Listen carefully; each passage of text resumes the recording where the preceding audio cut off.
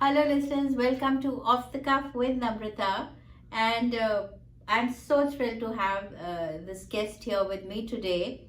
Her name is Aytakin Aliyeva, Yes. and you will know more about her sooner, than you expect. And I am very excited to talk to her today. And she is Forbes featured community builder and a founder of the Femigrants Foundation, having started her career from humble beginnings. Aytakin's unwavering determination led her to excel in renowned Fortune 500 tech companies such as Instagram, Facebook, Nvidia, HTC, Vive. As an immigrant woman, she confronted numerous challenges, ultimately inspiring her to establish Femigrants, a thriving global community aimed at empowering female immigrants. Aytakin's impactful work as a community leader has earned her international recognition, including double gold awards for the prestigious Women Changing the World Awards. Additionally, she was honored as one of the top 25 female influencers of 2023 by WomElle, solidifying her position as a trailblazer in her field. And I have to say, she is a path breaker. So welcome, Aytakin, to Off the Cuff. Thank you so much, Namrita. I'm very excited to be here with you to share my experience and get to know your audience through the podcast. Absolutely. And just tell me about your journey here as an immigrant woman in USA. Okay. Yeah. So my name is Aytakin. Yes. I am the founder of Femigrants Foundation. Femigrant stands for Female Immigrant. Okay. It's a non-profit organization that aims to empower diverse female immigrants Okay. and helps them to become successful leaders in America. As an immigrant woman myself, I started my career from low scratch, despite having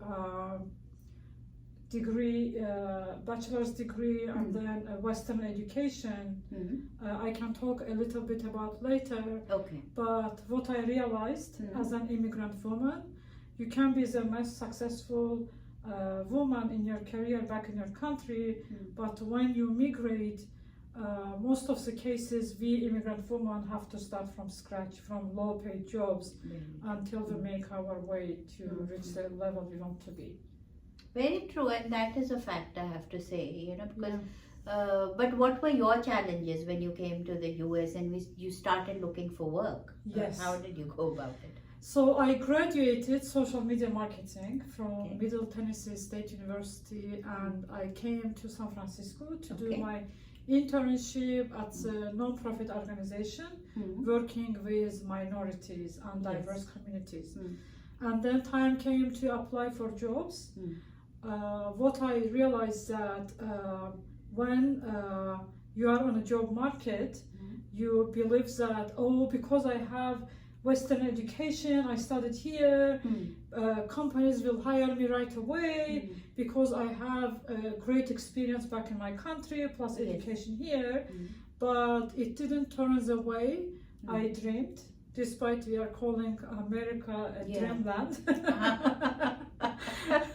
So together with my husband, we had only $300 in our pocket. We had to pay for the rent, for food, for emergency insurance, and we didn't have time to wait until these companies review our application form, get back to us, etc. So we had to find quick solution to our financial struggles. To solve this, at the time, we went to the public library in San Francisco, printed our resumes, and started walk door to door, knocking the doors of the restaurants, asking them to hire us as a dishwasher or a server. And everywhere we went, they were telling us no, because as many immigrants, we were either overqualified or underqualified. Yes. Yes, so that's how I started. It took me so many years to find my dream job at Instagram, and because my background is social media marketing. but through mentor support and personal experience, I learned that it shouldn't take me so many years to be where I dreamed to be, but because of lack of resources, lack of support and guidance, it took me so many years to achieve my goals, to be successful in America. Okay. And you think that if you had something like Femigrant that time, that would have really helped your journey? Yes, so when I was able to stand on my feet, Yes. and then have my dream job, like family, life balance, everything was great at the time. And I was like, life is not only about earning money, going to work, coming home, because I had a chance, I was given a chance and to be supported by people who didn't know me. I thought that it's time for me to give back and help other immigrant women, because if as we immigrants, as women, we don't help and support each other, we cannot expect it from local Americans to help us. Very true. So that is how I decided to build a community where we immigrant women can come together, share our experience, our knowledge, the information with each other, maybe build business together, become a co-founders, become a mentor, become a coach to each other, and grow together.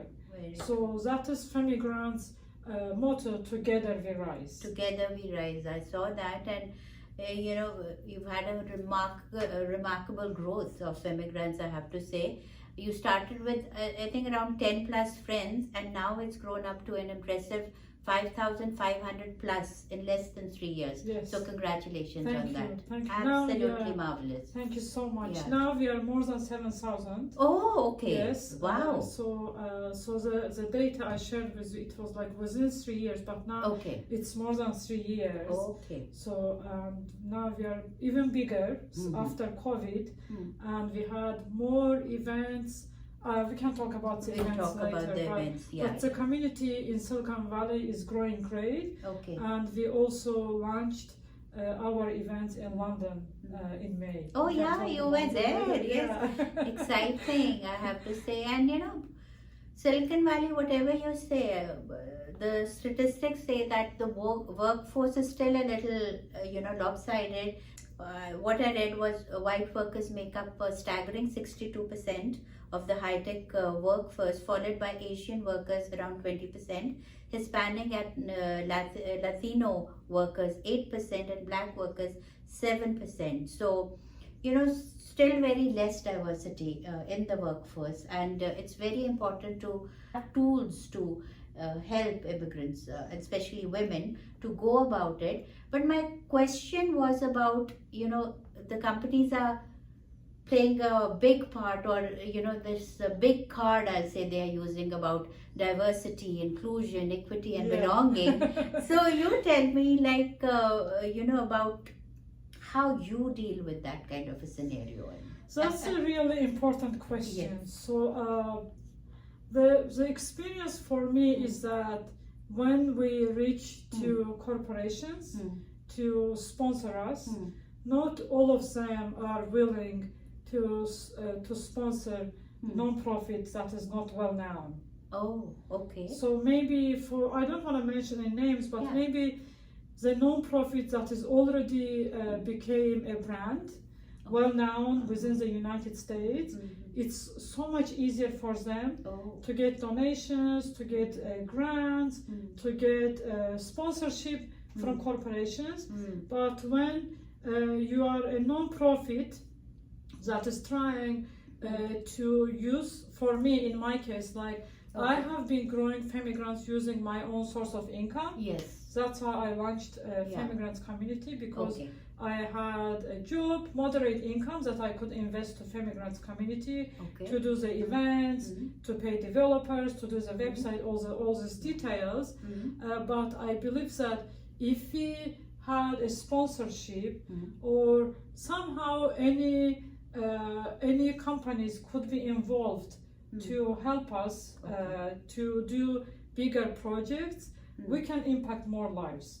So right now we are using Femigrants, little source of revenue that comes from events to help other immigrant women, to connect them with resources, to cover the costs for the events and all other expenses. Okay. We are doing it with minimum budget. Yeah. But if we could get the companies' involvement, we could impact so many lives.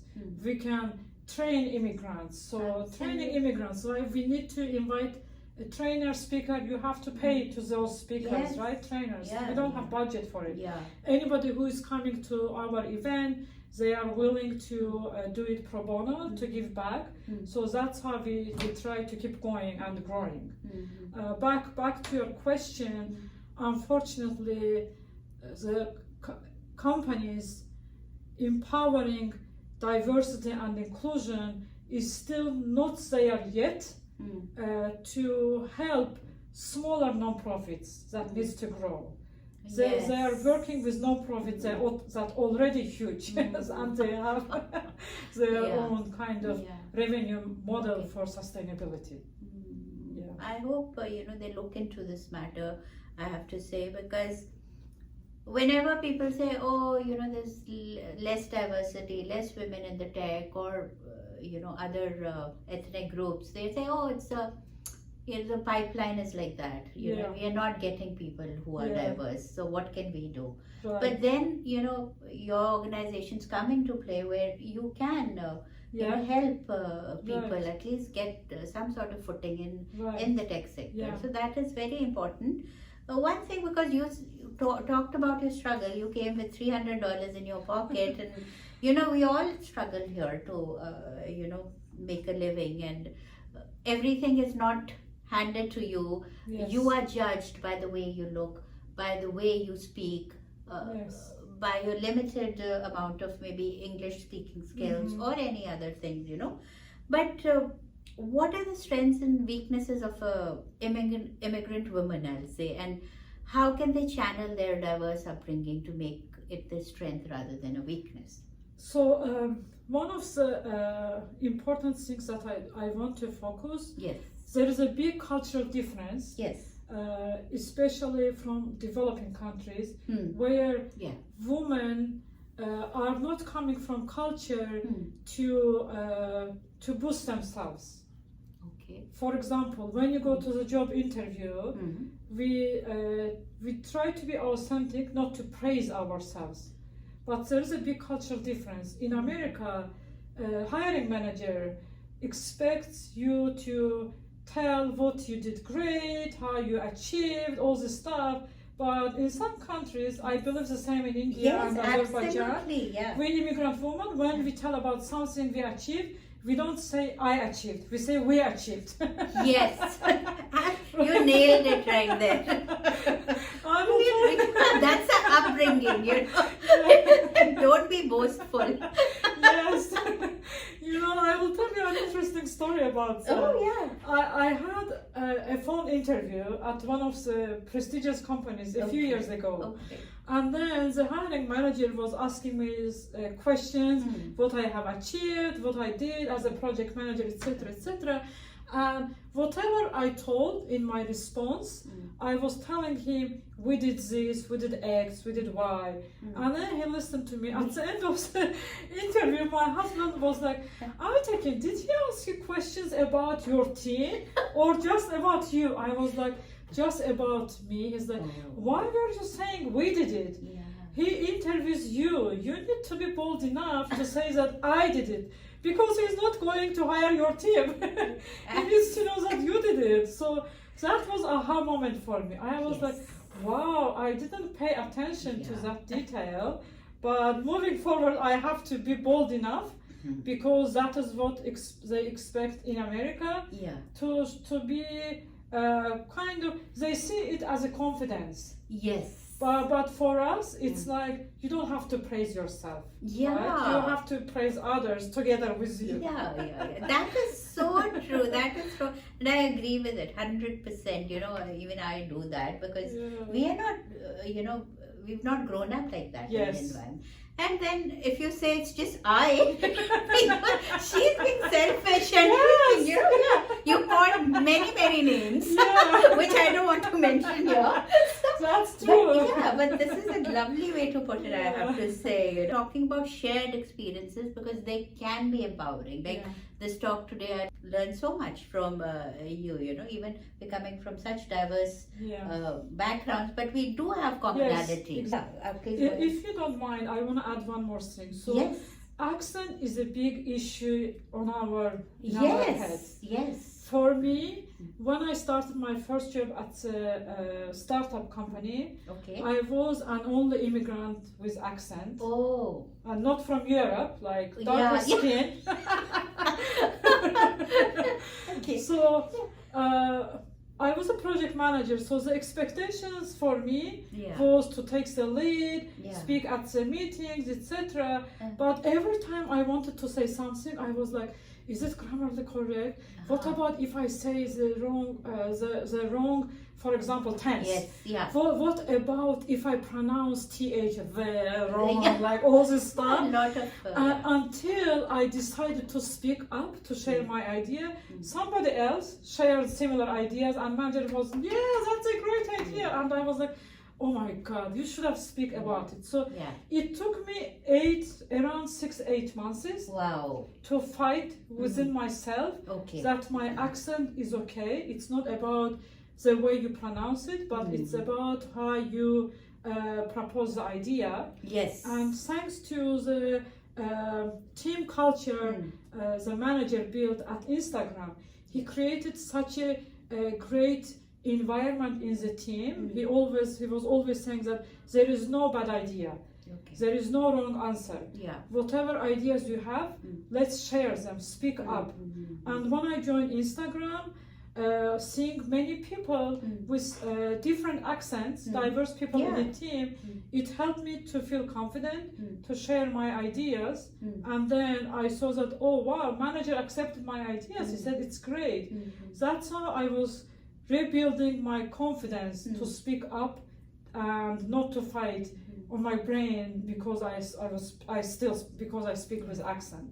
So that is another one of the kind of issues we immigrant women face. A lot of us, and I believe that diversity in workplaces breeds more creativity and more, diverse thoughts generally. Exactly. So that is so important.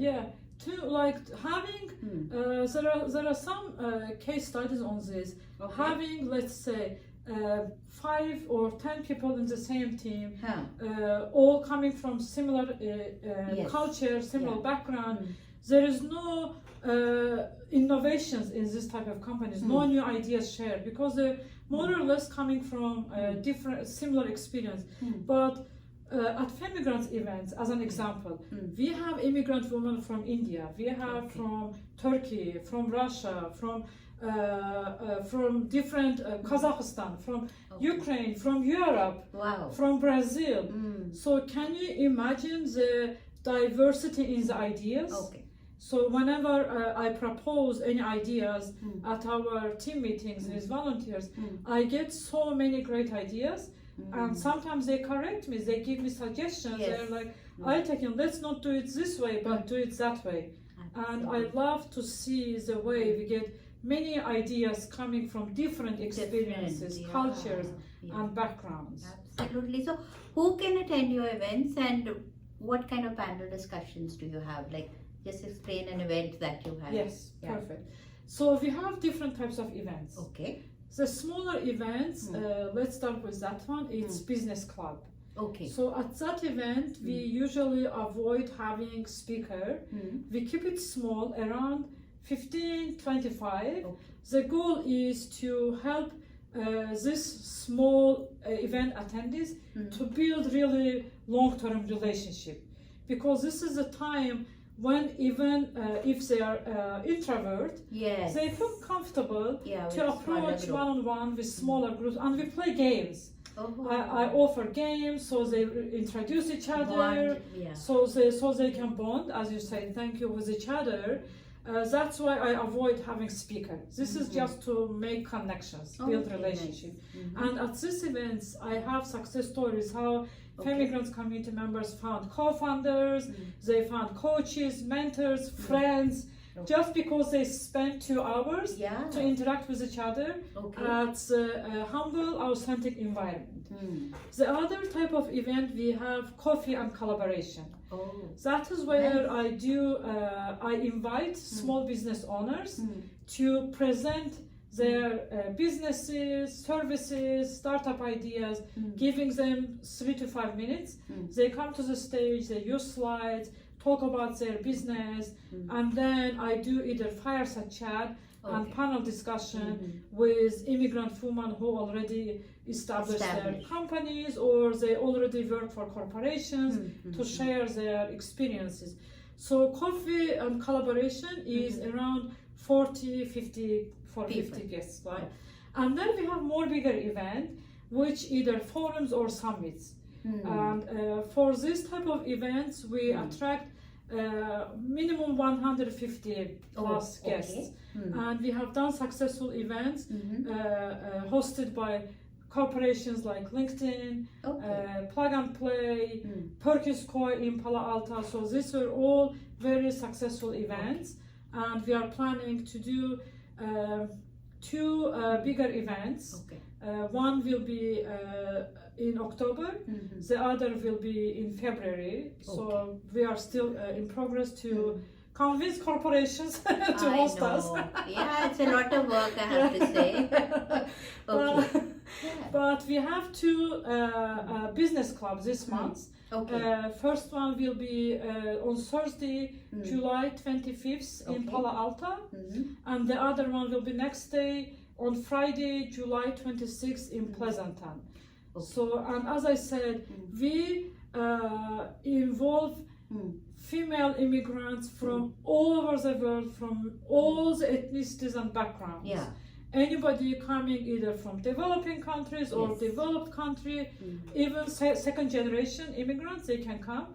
The positive thing is that we also get male attendees. Oh, nice, Yes, we had male donors, we had male sponsors, so we get, we have been supported by male immigrants as well, which is a great opportunity to see how males understand the challenges of immigrant women and they come to support our community and all other immigrant women. Yeah, that's also very important, I have to say. I think you have a great I say structure to it. And how can people join Femigrant? Usually where can they find you? So I don't know if you will have a chance to share my LinkedIn account. We have Femigrants Foundation social media accounts on Instagram, on LinkedIn, on Facebook. Plus we always create events on Eventbrite.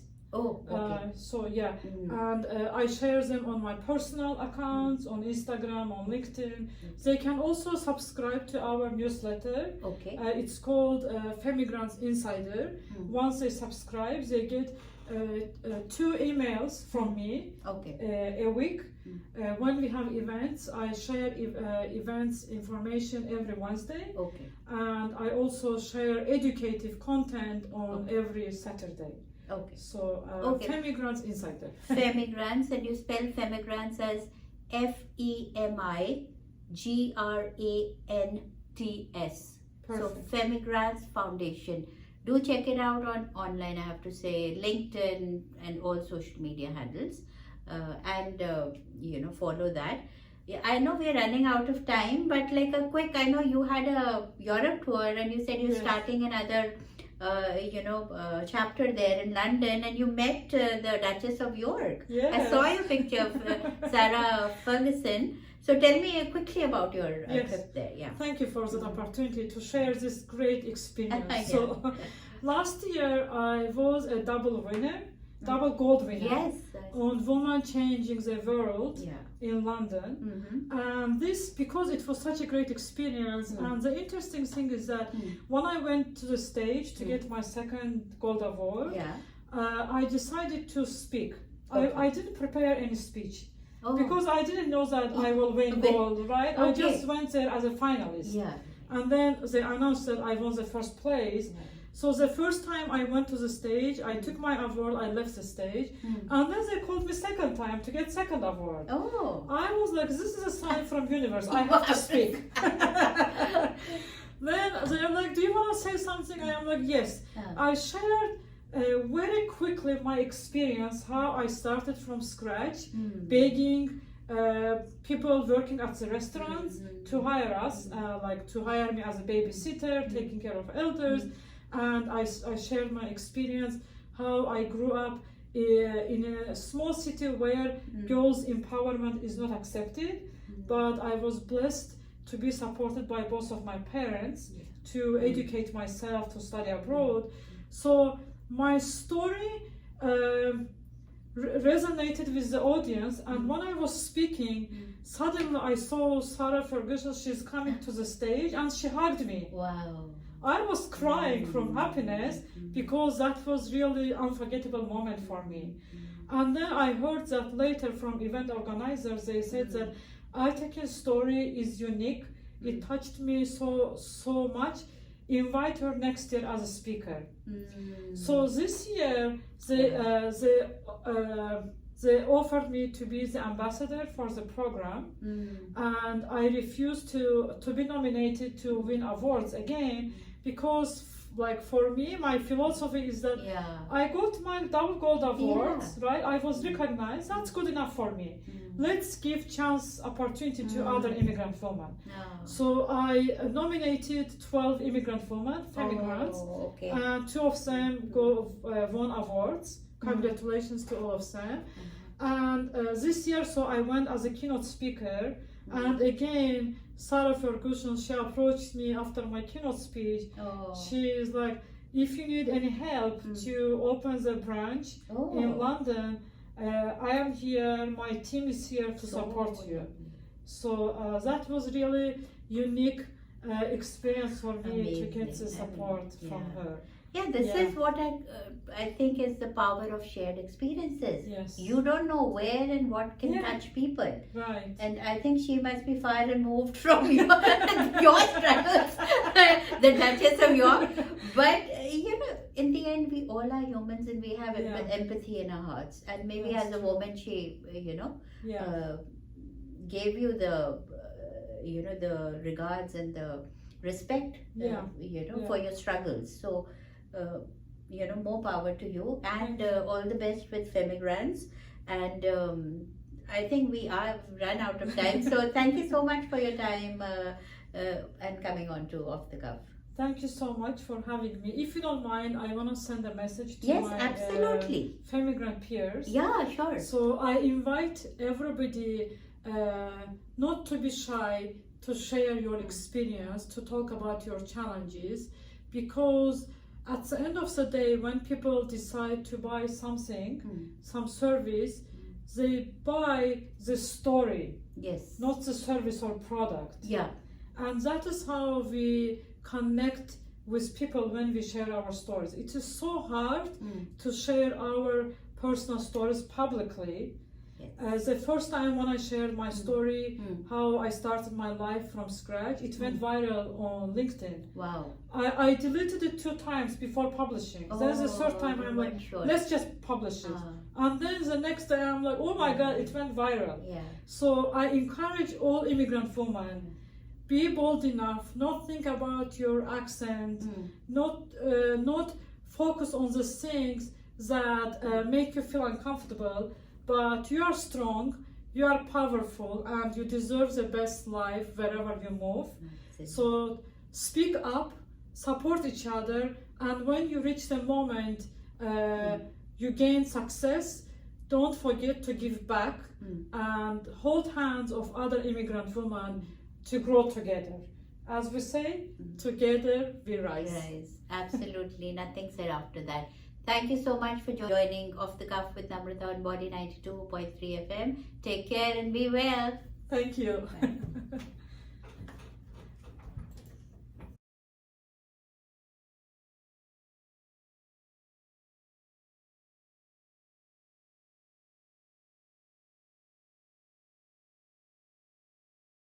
Shosha is a creative Indian restaurant located in the heart of Silicon Valley. Shosha is a woman-owned business that serves traditional Indian flavors assimilated with molecular gastronomy techniques.